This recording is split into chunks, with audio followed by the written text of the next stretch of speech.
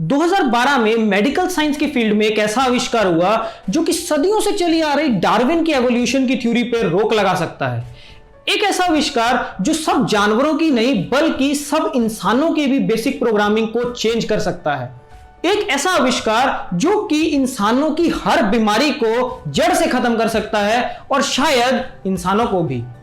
तो गाइस, अगर आप जानना चाहते हैं कि क्या है वो आविष्कार और क्यों WHO और चाइना जैसे देशों ने उन पे होने वाले क्लिनिकल ट्रायल्स पे पाबंदी लगा दी है और पूरी की पूरी दुनिया में एक एथिकल डिबेट चल रहा है कि क्या हमको उस टेक्नोलॉजी पे काम करना भी चाहिए या नहीं।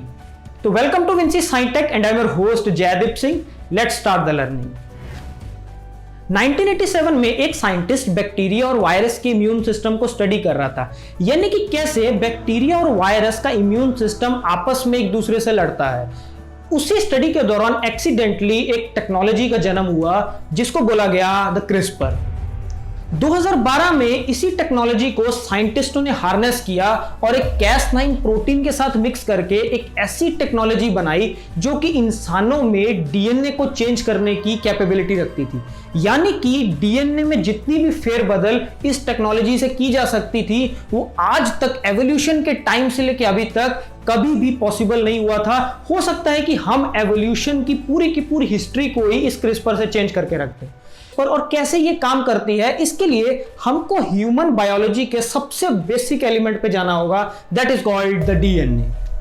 अब डीएनए बेसिकली हमारी पूरी की पूरी ह्यूमन बायोलॉजी का एक इंस्ट्रक्शन मैनुअल है। जैसे हम कोई भी जब नया डिवाइस लेके आते हैं तब हर डिवाइस के साथ एक इंस्ट्रक्शन मैनुअल आता है कि उस डिवाइस को कैसे कैसे इंस्टॉल करना है और कैसे कैसे हमको यूज करना है।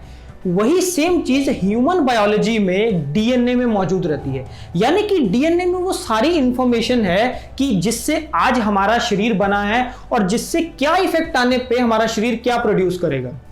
चाहे वो हमारी स्किन का कलर टोन हो, चाहे वो हमारी हाइट हो, चाहे वो हमारे बालों का रंग हो, या चाहे वो हमारे ब्रेन में रिलीज होने वाले केमिकल्स हो, बॉडी को कैसे काम करना है, ये सब की इंस्ट्रक्शंस हमारे डीएनए में मौजूद रहती है। और इतना ही नहीं बल्कि बिलियन ऑफ ईयर्स पहले जब डार्विन की एवोल्यूशन थ्योरी काम कर रही है तो डार्विन की थ्योरी हमको बताती है कि एक सिंगल सेल से आज हमारी ह्यूमन बायोलॉजी यहां तक पहुंची है with the help of evolution. अब जो उस सिंगल सेल में आज से बिलियन ऑफ ईयर्स पहले जो इंस्ट्रक्शंस मौजूद थी वो इंस्ट्रक्शंस या वो इंफॉर्मेशन आज भी हमारे डीएनए से रिट्रीव की जा सकती है। इसीलिए हम लोग जानते हैं कि हमारे इंसेस्टर्स एप्स थे, उससे पहले हमारे रेप्टाइल्स थे। उसी एवोल्यूशन प्रोसेस को हम लोग डीएनए से डिराइव किए हैं। अब डीएनए को ढूंढने के लिए हमको अपने बॉडी के सेल्स के अंदर जाना होगा। हम सब जानते हैं कि हमारी बॉडी सेल्स की बनी हुई है। सेल्स के अंदर एक न्यूक्लियस रहता है, न्यूक्लियस के अंदर न्यूक्लिक एसिड रहता है, उसके अंदर क्रोमोसोम्स रहते हैं जिसके अंदर हमको मिलता है द डीएनए।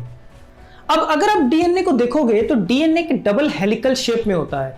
उस हेलिकल शेप में छोटे छोटे पार्टिकल्स रहते हैं जिसको हम टेक्निकल लैंग्वेज में बेस बोलते हैं।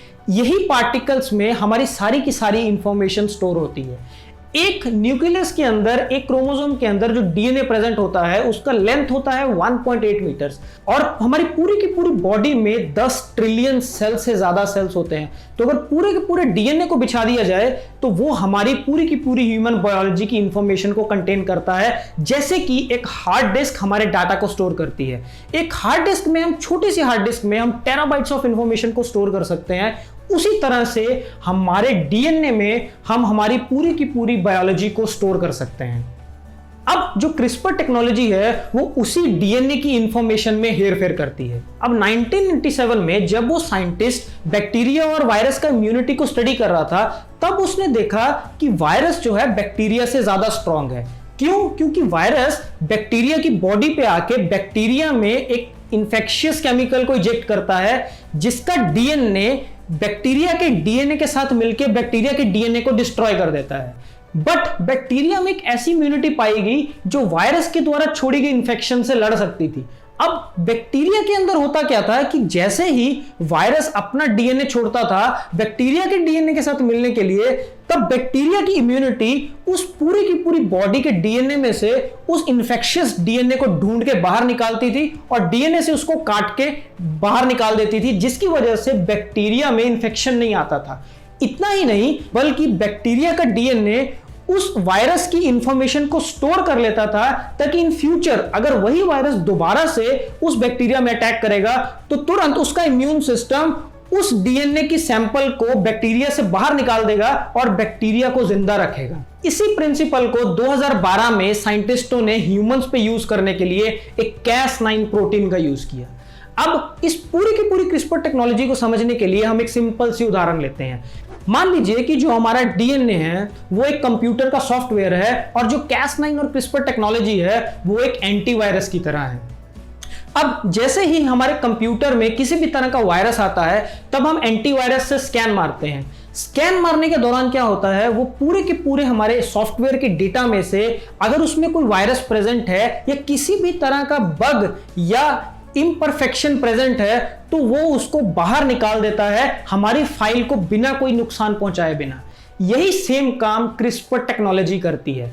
अब हमारे डीएनए में सारी की सारी जानकारी फीड है। मान लीजिए कि किसी आदमी को कैंसर हुआ है। अब कैंसर के सेल्स क्या करेंगे, हमारी बॉडी के सेल्स के अंदर जो हमारा डीएनए प्रेजेंट है उस डीएनए में हेरफेर कर देंगे, यानी कि उस डीएनए में कुछ ऐसे एलिमेंट्स ऐड हो जाएंगे जो कि हमको बॉडी को कैंसर का इफेक्ट देने लगेंगे। जैसे ही वो डीएनए में एलिमेंट्स ऐड हो गए हमारी बॉडी में उसी तरह के सिम्टम्स आने लगेंगे, क्योंकि हमारी बॉडी को उसी तरह की इंस्ट्रक्शंस मिलने लगेंगी जिस तरह की इंफॉर्मेशन वो कैंसर सेल्स हमारे डीएनए के अंदर फीड कर देंगे। अब अगर उस आदमी का इलाज क्रिस्पर टेक्नोलॉजी से किया जाएगा तो जैसे ही क्रिस्पर बेस्ड मेडिसिन को बॉडी में इंजेक्ट किया जाएगा वो बॉडी में उस इन्फेक्शंस डीएनए को ढूंढने लगेगी। ह्यूमंस में यह काम करने के लिए क्रिस्पर दो चीजों का यूज करती है, पहली गाइड आरएनए और दूसरा है Cas9 प्रोटीन। अब इसकी वर्किंग को समझने के लिए हम एक और सिंपल सा उदाहरण लेते हैं। मान लीजिए कि आपको एक डिलीवरी देनी है ड्रोन से। अब आप क्या करोगे, उस ड्रोन में जीपीएस नेविगेशन लगा दोगे, यानी कि आप उस ड्रोन में डाल दोगे कि आपको इस पॉइंट पे जाके इस लोकेशन पे जाके पार्सल को डिलीवर कर देना है। तो आपका ड्रोन क्या करेगा, ऑटोनॉमसली जीपीएस कोऑर्डिनेट्स के थ्रू यानी कि सैटेलाइट्स के थ्रू कोऑर्डिनेट करके उस लोकेशन पे पहुंचेगा और पार्सल को डिलीवर कर देगा। सेम वही काम Cas9 और गाइड आरएनए करता है।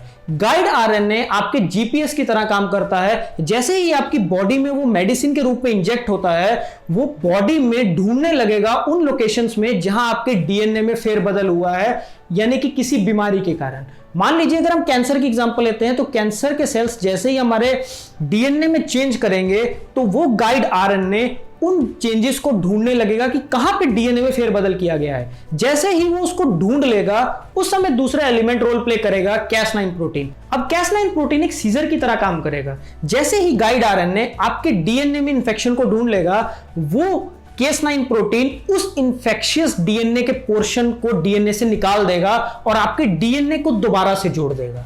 यानी कि आपके डीएनए में से, यानी कि जो बेसिक बिल्डिंग ब्लॉक्स हैं जिसके कारण आपको कैंसर हो रहा है या और कोई भी बीमारी हो रही है, वो बेसिक बिल्डिंग ब्लॉक्स ही हटा दिए जाएंगे और आप बिल्कुल तंदुरुस्त हो जाओगे। अब गेम यहां पे खत्म नहीं होता है, गेम असल में शुरू होता है यहां पे। अब जैसे ही वो डीएनए को काट देंगी तब बॉडी का इम्यून सिस्टम वहां पे रोल प्ले करेगा। बॉडी का इम्यून सिस्टम उस डीएनए को आपस में जोड़ने की कोशिश करेगा तुरंत। अब अगर मेडिकल साइंस और आगे बढ़ती है तो हो सकता है कि जो डीएनए को हम काटे हैं इन्फेक्शन को रिमूव करने के लिए, उसी डीएनए में हम कुछ एडिशनल इंफॉर्मेशन डाल दें। यानी कि मान लो कि आप लंबे नहीं हो रहे हो तो आप क्या कर सकते हो कि आप लंबे होने वाली इंफॉर्मेशन को उस डीएनए में डाल सकते हो, जिसके कारण आपकी बॉडी को इंस्ट्रक्शंस मिलने लगेंगी कि आपको लंबा करना है, तो आपका डीएनए आपको लंबा करेगा। अब ये टेक्नोलॉजी डेंजरस क्यों बनती है, आखिर क्यों WHO स्टैंडर्ड गाइडलाइंस रिलीज करता है? क्योंकि ये टेक्नोलॉजी आने वाले जो इन्फेंट्स, आने वाले जो बच्चे हैं उन पे इफेक्ट डाल सकती है। अब मान लो कि यही टेक्नोलॉजी को जब हम हार्नेस कर लेते हैं तब हम, जब बच्चा माता के पेट में होता है उस समय उस एम्ब्रियो को, उस सेल्स को हम लोग ऑल्टर कर दें, यानी कि सेल्स के अंदर मौजूद जो डीएनए है अगर हम उसको ऑल्टर कर देते हैं at the time of birth, उस समय हमारा चाइल्ड एक जेनेटिकली मॉडिफाइड चाइल्ड पैदा होगा। हो सकता है अगर हम उस चाइल्ड में से सारी की सारी प्रॉब्लम्स को निकाल दे, वो उसके जीन्स को या उसके डीएनए को ऐसा बना दे कि उसमें कैंसर कभी हो ही ना, उसमें HIV कभी हो ही ना, या उसमें किसी भी तरह की पोलियो या किसी भी तरह की बीमारी हुई ना, तो हम लोग हो सकता है कि एक जेनेटिकली बेस्ट चाइल्ड प्रोड्यूस कर दे जो कि दुनिया में आज तक नहीं हुआ है। बट हो सकता है कि हम लोग उस जेनेटिक्स में कुछ ऐसी हेरफेर कर दे जो कि हमारे लिए समझना भी मुश्किल ना हो, या शायद जो चीज हमको और एलियंस को अलग करती थी वो गैप अभी मिटने लगेगा। अब हो सकता है कि जेनेटिक्स की हेल्प से हम लोग ऐसे ह्यूमंस पैदा करेंगे जिसके पास गजब की कैपेबिलिटीज होगी। मान लो कि आज ह्यूमंस के पास वो कैपेबिलिटी नहीं है कि वो न्यूक्लियर रेडिएशन को सस्टेन कर सके। हो सकता है कि अगर हम जीन्स को मॉडिफाई कर दें तो वो बॉडी को ऐसे इंस्ट्रक्शंस देंगी कि वो रेडियो एक्टिव रेडिएशंस को भी एब्जॉर्ब कर पाएंगे।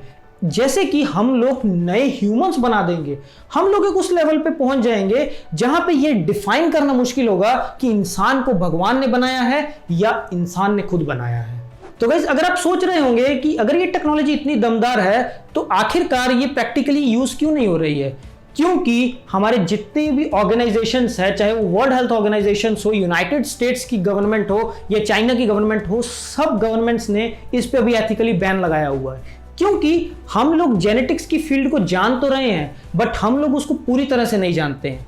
अब ये टेक्नोलॉजी आई थी बैक्टीरिया के इम्यून सिस्टम से, अब हम नहीं जानते कि ये टेक्नोलॉजी एक्चुअल में ह्यूमंस में भी पूरी तरह से काम करेगी कि नहीं करेगी। अब हम ये भी नहीं जानते कि हम इस टेक्नोलॉजी से डीएनए में से इंफेक्शन को काटने की कोशिश कर रहे हैं। हो सकता है कि अगर हम डीएनए में से एक छोटा सा पार्टिकल भी अगर एक्स्ट्रा काट दें तो हमारी पूरी की पूरी इंफॉर्मेशन करप्ट हो सकती है, जैसा कि एक सॉफ्टवेयर में होता है। हो सकता है कि हमारा उस एक इंफॉर्मेशन को काटने से पूरा का पूरा शरीर पैरालाइज हो जाए। तो इस चीज के बारे में भी हम अभी कंफर्म नहीं है। एंड आज की डेट में जितनी भी जानकारी हमारे पास जीन्स के प्रति प्रेजेंट है वो इतनी सफिशिएंट नहीं है कि हम लोग पूरी की पूरी ह्यूमन बायोलॉजी के जीनोम को चेंज कर सकते हैं। इसके लिए हमको थॉरो एक्सपेरिमेंटेशन चाहिए, जो कि एक्चुअल में आज की डेट में हो भी रही है। बहुत सारी लेबोरेटरीज में ह्यूमंस पे नहीं बल्कि एनिमल्स पे ट्रायल किए गए। इनफैक्ट बहुत सारी यूनिवर्सिटियों में चूहों के ऊपर ये ट्रायल्स को किया गया। बहुत ही छोटे स्तर के ऊपर चूहों में से उन जीन्स को बाहर निकाल दिया गया जो कि चूहों के बालों को रंग देती थी या उसके स्किन को टोन देता था। अब उससे क्या हुआ कि चूहों का रंग अलग होने लग गया। यानी कि हम डीएनए में से कलर की इंफॉर्मेशन को अगर निकाल दें, उसकी इंस्ट्रक्शन को निकाल दें, तो चूहों की बॉडी में कलर का इंस्ट्रक्शन ही नहीं रहेगा। अब इस टेक्नोलॉजी को इतनी मान्यता मिलने का कारण सिर्फ एक ही है, क्योंकि ये टेक्नोलॉजी बहुत सस्ती है। यकीन मानिए गाइस, ये टेक्नोलॉजी इतनी सस्ती है कि एक केमिस्ट, एक साइंटिस्ट अगर पूरी वेल इक्विप्ड लैब रख ले तो उस लैब में वो जीन्स को मॉडिफाई कर सकता है। यानी कि उस साइंटिस्ट के पास वो ताकत आ जाती है जो कि शायद आज की डेट में सिर्फ एवोल्यूशन के पास थी। आज तक सिर्फ एवोल्यूशन ही एक ऐसा प्रोसेस है जिसने हमारी जीन्स को चेंज किया है, बट कौन जानता है कि हमारे फ्यूचर के गर्भ में आखिर क्या छुपा है। सो आई होप गाइस कि आपको क्रिस्पर का फंडा समझ में आया होगा और क्यों ये टेक्नोलॉजी, ये आविष्कार ह्यूमंस को ह्यूमंस की जीन मॉडिफाई करने की कैपेबिलिटी देती है। सो गाइस, इसके रिगार्डिंग अगर आपका कोई भी क्वेश्चन या सजेशन हो तो आप नीचे कमेंट्स में डालिए। अगर आपको इस वीडियो से कुछ भी सीखने को मिला हो तो प्लीज इस वीडियो को लाइक कीजिए और इस चैनल को सब्सक्राइब कर दीजिए और इस वीडियो को उन लोगों के साथ शेयर कीजिए जो कि इस टेक्नोलॉजी को जानने में इंटरेस्टेड है, क्योंकि ये टेक्नोलॉजी वही टेक्नोलॉजी है जैसे कि आर्टिफिशियल इंटेलिजेंस पूरी की पूरी ह्यूमैनिटी को चेंज कर सकती है, वैसे ही जेनेटिक्स की फील्ड में ये टेक्नोलॉजी पूरी की पूरी ह्यूमन बायोलॉजी को चेंज कर सकती है। एंड आई बिलीव कि हम सब वो समा जरूर देखेंगे। At last, thanks for watching.